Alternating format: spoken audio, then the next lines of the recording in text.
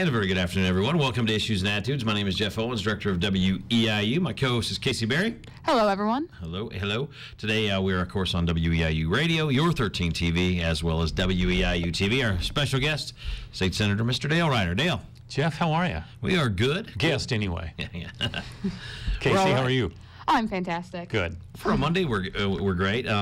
I jokingly said off Mike Dale when we're talking to the state senator and the state of Illinois, and we know we're going to get to budget, but where would you like to start? We'll give the floor to you. You're our guest today. Let's start about the stretch of beautiful weather we're having. We got to get down to business. Yeah. Well, obviously, budget's big news, pensions big news, redistricting's big news. Let's just start with the budget because that's the big one. So talk about what you think can be done with the budget, what's being done with the budget, and some of your ideas. Well, let's roll back. In order to talk about this year's, you got to talk about it in context.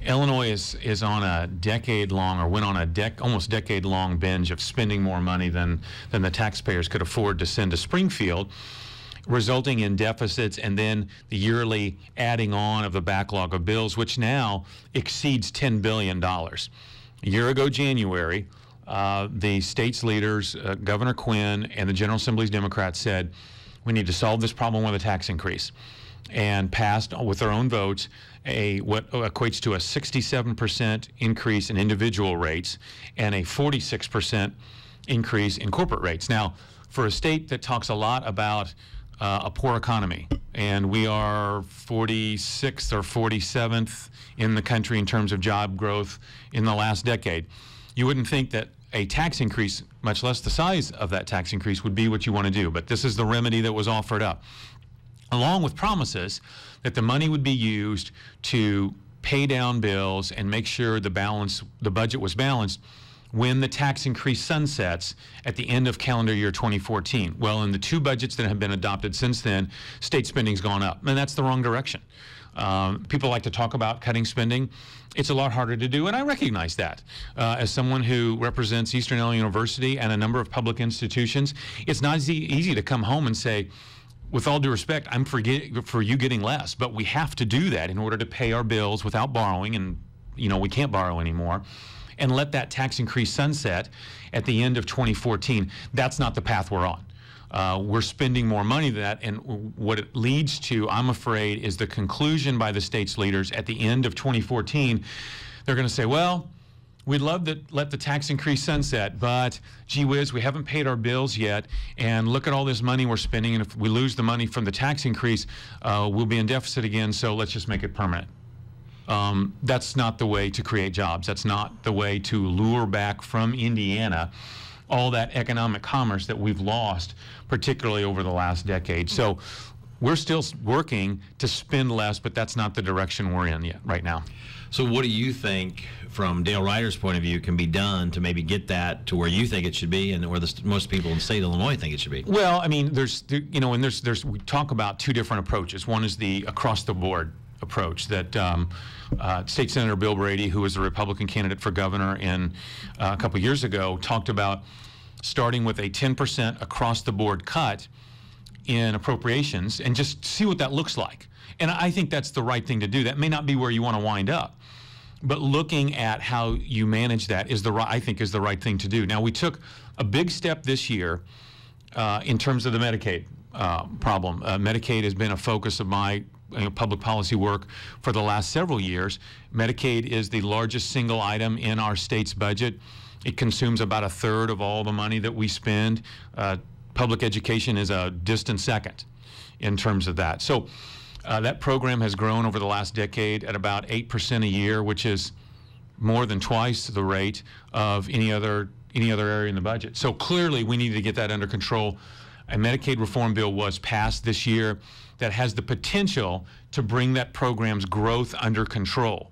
Part of it depends upon the Quinn administration's willingness to implement some of the changes we passed, but that was a positive step, and we're going to need to take more of those. So you guys are working together on that one, but if Medicaid works the way you want it to be, do you have numbers or percentages over the next few years that you think will save the state of Illinois money? As far as bringing down the overall budget? Yeah, I mean, right now the budget that passed is going to spend about $34+ billion. That number needs to be closer to 31 or 32 in order to, at the end of calendar year 2014, let the tax increase sunset, in other words, let it go back to what it was, and pay off most of your backlog of bills without borrowing. I mean, that's what I hear almost all my constituents saying. 80% of the members of the General Assembly will tell you that's their goals.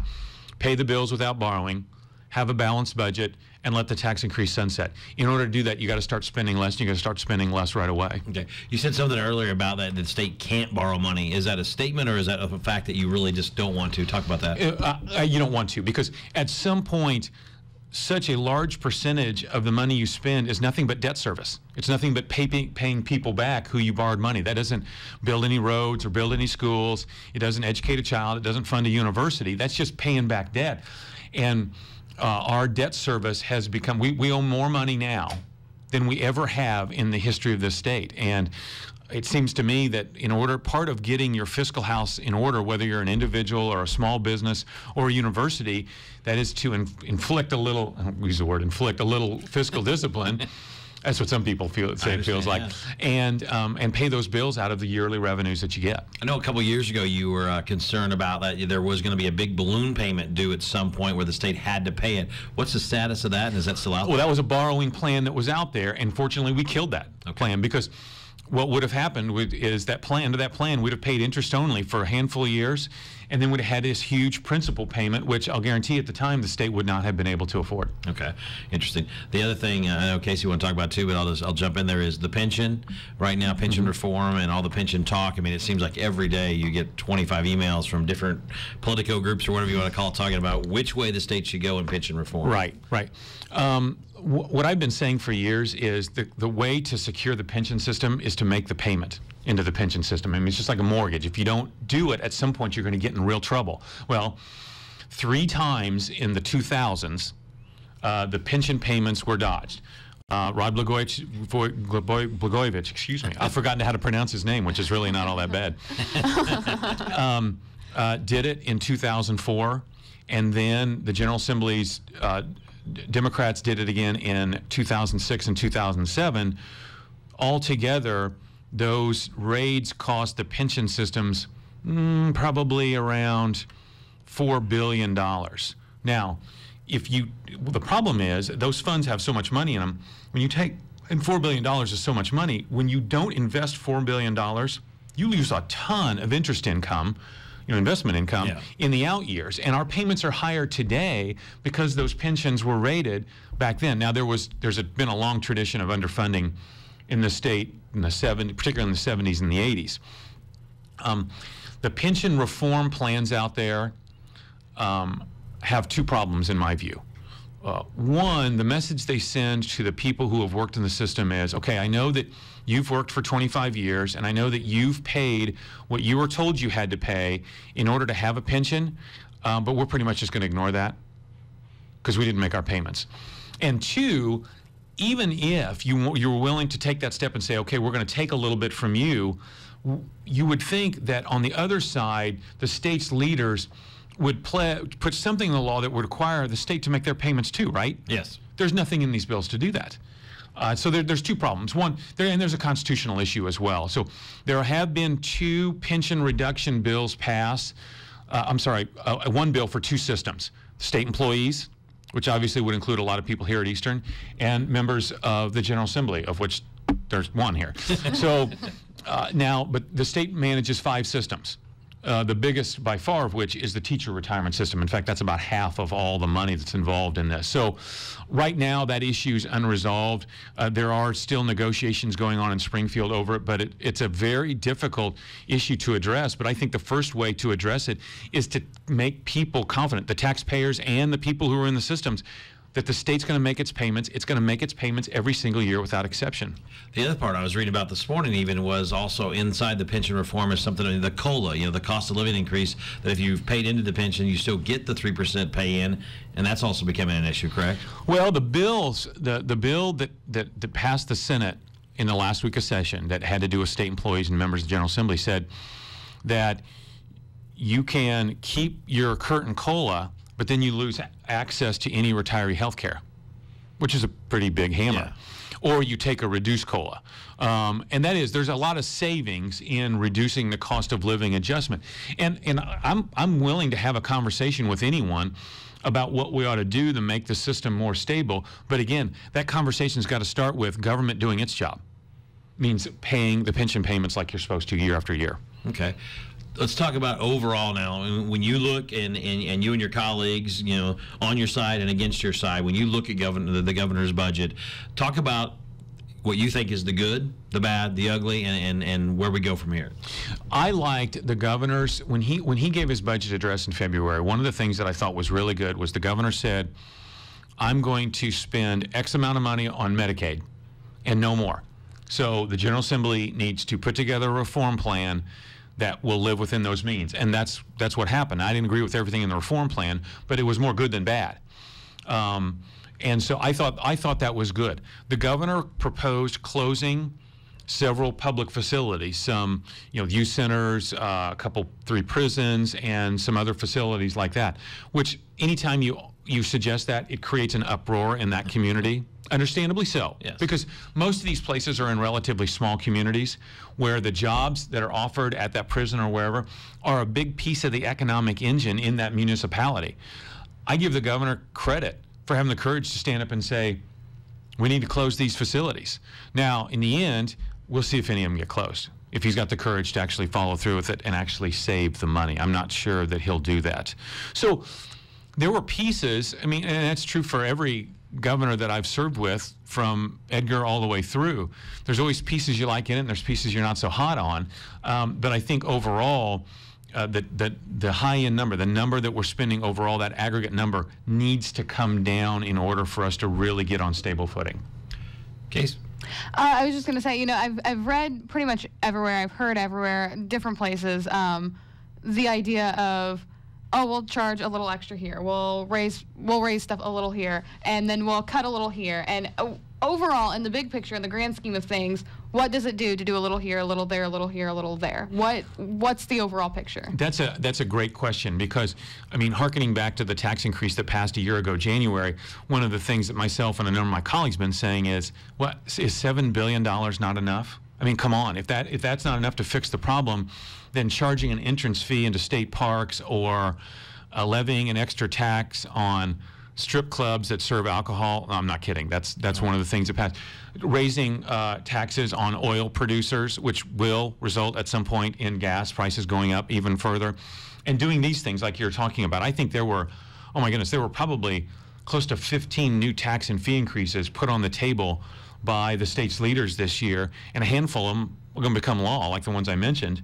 And they're just plugging little holes there and there and taking more money into the private sector, the aggregate effect of which is, if there's less money in the private sector, if people are spending less, the economy grows slower. Fewer people will get hired. Your unemployment rate will remain higher.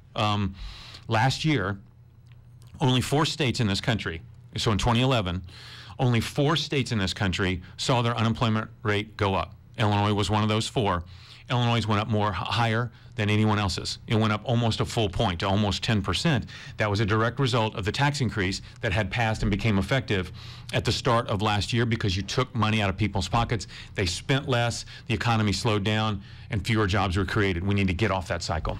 And you talk about private sector. Obviously, President Obama made big news this weekend by saying the private sector is fine.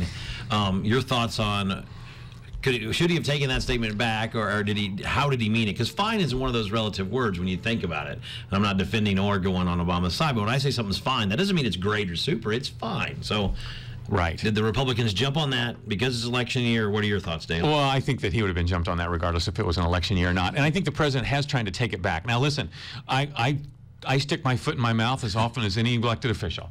So, and I don't doubt that the president did regret having said that. However, I think the president regrets the words he uses. He is an economic liberal. He believes in more money coming into government and then redistributing that money. I mean, if you look at his governance style, you look at his policies, that's impossible to deny. So I think the president probably betrayed his own beliefs when he actually said that. That, look, listen, these business owners, they're doing okay. You don't see these CEOs, they're not out of a job. And he's right. They're not. The people who own these businesses They're not hurting. It's the people who work for them that are hurting, or the people who would work for them. Yeah. Were there were taxes lower and regulation was less. And I think that's the key, that's the irony about this, is because the president and the people, traditionally the Democrat Party, who say they're for the working guy, they're not for the white collars, they're for the blue collars who are making, the hourly wage out there. They're the ones who suffer the most when the economy slows down. And for them, the economy is anything but fine. Okay. Does it make you mad as a representative of the state of Illinois when on the national TV and pundit shows, when Illinois seems to be constantly made fun of as just being a government that is really trouble running itself? I don't know that mad is the word that I would use. Certainly disappointing, a little embarrassing.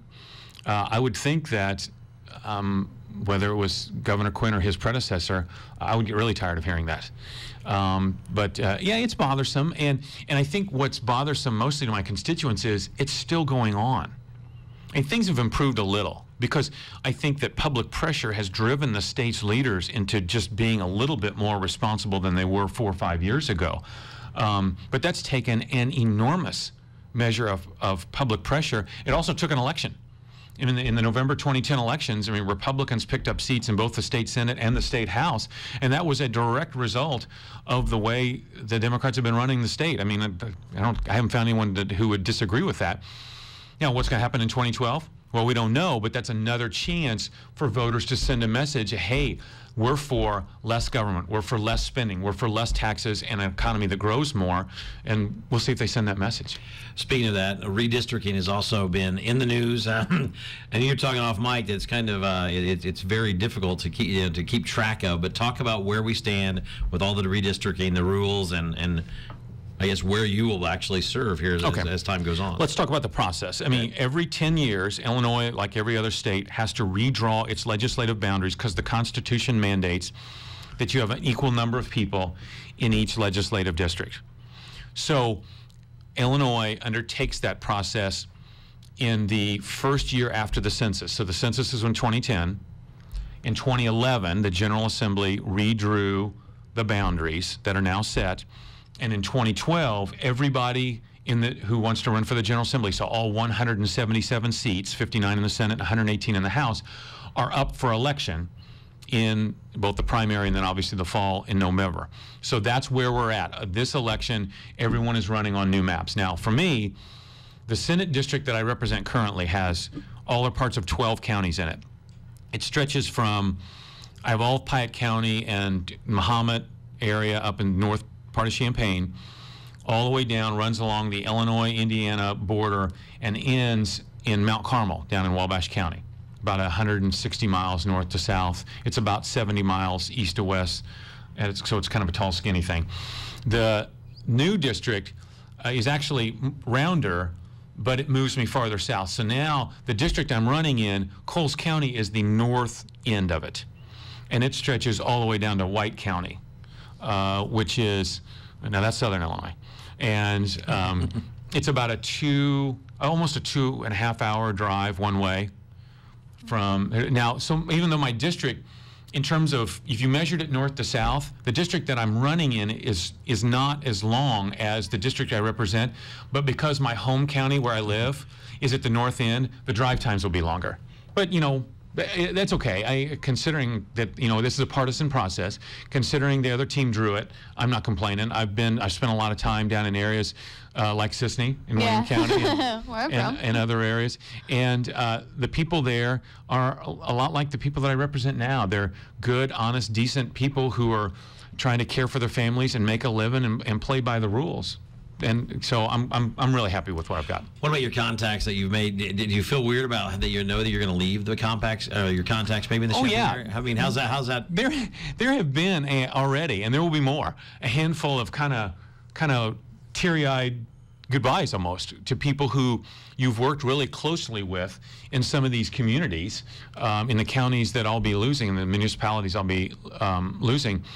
And you've developed friendships there. You've developed real strong ties there, and it doesn't mean that you won't stay in touch with them and you won't see them very often, but it won't be the same.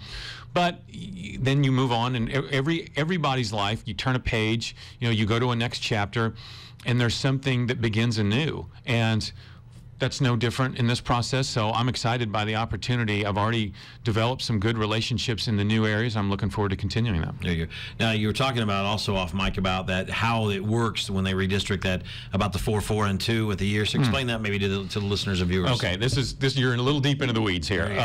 In Illinois, like on the federal level, the members of the House of Representatives run every 2 years.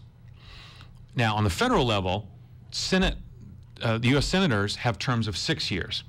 Well, since in Illinois, you have to be back to where every seat is up in the year after the redistricting, that means that they all have to be up after 10 years. So in Illinois, there are 2 4-year terms and 1 2-year term in every Senate district. Well, a couple weeks ago, so they have to decide what district gets a 4 and a 4 and a 2 as opposed to a 4 2 4 and a 2 4 4. So they have a drawing. And they did this in Springfield over at in the Secretary of State's office just a couple weeks ago. And so a third of the Senate districts in Illinois will have a 2-year term, then a 4-year term, and then a 4-year term to end up to where it's up for election in 2022. 2022. Right. A third have a 4 at the start, then a 2 in the middle, then a 4 at the end, and then a third have a 4-year, a 4-year, and then a 2-year. And what did you get? Well, it's not mine. Oh, yeah. The 55th district, that is the new district that includes all of Coles County and Wayne County and these other areas that I'm running in, has a 4-year, a 4-year, and a 2-year, which is ironically the same as the Senate district I represent now. There you go. Casey was talking about off mic also the GA scholarships are done. The General Assembly scholarships have been eliminated. I used a committee to give away the scholarships. I did that up until a couple years ago, and then the program just was so abused by, it's unfortunate to say this, by so many of my colleagues, particularly in the northern part of the state, where they were giving scholarships to donors, children of donors, family members, people who didn't live in their districts, and it was a law that you had to give it away to someone who resided in your district. Trading things with them. I mean, it's just rampant abuse. And so finally enough public pressure built to where the General Assembly eliminated the scholarships. And obviously I voted for that, and I've been for that for several years, even before I stopped giving them away. And if you notice, the people who voted no, the handful of people who voted no on that, are among the abusers.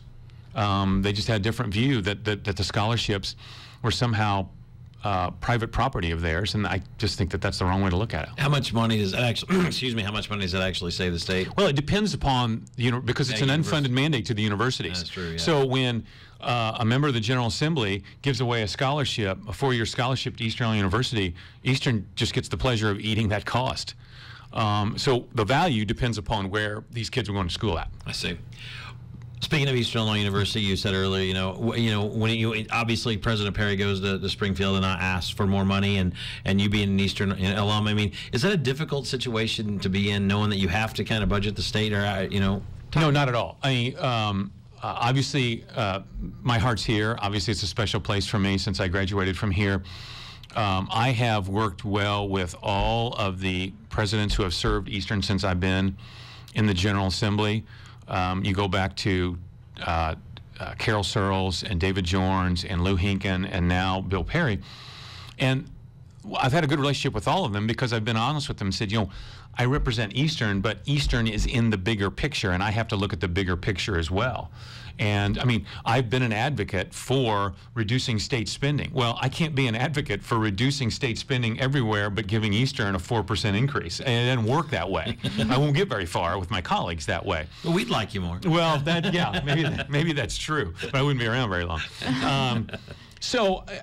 And to their credit, and I would say particularly Lou Hinken and Bill Perry, because they've been present when the financial times have really gotten difficult here, have been very understanding of that. And they've been willing to say, listen, we'll take our share. We just want to make sure it's fair. And one thing I have to very much give Dr. Perry credit for is that Eastern Illinois University, and largely through his efforts, has been at the forefront of pushing performance-based funding. And that's because he knows that Eastern works for the students. And I've worked on that Chapin Rose as the Eastern's House member. We've worked very hard on that, and we've gotten kind of a small carve out in higher education budgets dedicated to that. And I tell you what, that was Bill Perry. Yeah. And I give him credit for that, and I hope to see that grow. I've seen him speak twice on that at different things, and he always brings that up on the chamber board as well as here at Eastern. And he's talked about that, and he thinks that's where he knows the Eastern students are getting that degree and getting that rewarding performance. I guess Casey could talk about that, and then he's a big pusher on that, which is neat. So we got a couple minutes left. What other stuff in the state of Illinois that would you like to talk about? Today? Well, I mean, let's talk about what's happening now. I mean, you've got an election year coming up where all the members of the General Assembly are up. None of the statewide offices are up in Illinois, but you've got a pretty important presidential election coming up as well. And I think that is something that I think that people, as the summer goes along, people will become more interested. Now, that always happens, but I think it's going to be a much more intense interest this time because of the problems that the country's got. And that'll be interesting to watch. You said that, and I read something, though, just a couple weeks ago that I think it was either Fox or MSNBC, and I apologize for not knowing this better, but you just brought this to my attention, that they were worried that people were less interested in this election than ever before. Was that a timing thing, and you think it'll ramp up, like you said? Yeah, or I think that's a timing people thing. just not liking the two choices? Well, I think it's a timing thing. And there's always a problem with the choices because, neither of them are perfect. But now it's a little different in my area, too. I mean, if you look at the voter turnout rates in my area, particularly the smaller areas, they're much higher than the country as a whole. And so, obviously, the reports that you're looking at are talking about nationwide. Yes, exactly. But I tell you what, people in my district, voters in my district, they are keyed into what's happening, which I love that. I mean, it holds people like me and everyone else accountable, and that's the way it's supposed to be. And this presidential election is an enormously important presidential election. I mean, they all are, but a lot of people will tell you that this country's at a crossroads right now. And the folks and voters in my district seem to be really keyed in on that, and I'm grateful for that. Any guess on who you think Mr. Romney will tab as his VP candidate? No. No guess. There are several good possibilities out there. I personally, there's a U.S. Senator from the state of Florida named Mark Rubio, who's a guy in his early 40s. He's articulate. I think he gets it in terms of the private sector and the economy. I think that he would be a great vice presidential nominee, but I'm sure that Governor Romney has a lot of smart people a lot smarter than me, talking to him about that, and I don't get paid to make those suggestions, and there's probably several good reasons why. That's a great Dale Ryder answer there. Dale, we're about out of time. Appreciate you coming in. It seems like this half-hour show flew right by. Appreciate you coming in, and obviously, good to be here. We appreciate everything you do for Eastern Illinois University as well as WEIU TV and radio. One last question. I know your boys are big into running. I mean, how's the running going with everybody? It's great. Today was at 8 a.m. was the first day of cross-country practice, so I was out there with the kids, and it's going great. Now, my oldest is at Boise State over here right now, so it's going great. Thank you for asking. Have a great day, everyone. This is Hit Mix and WEIU.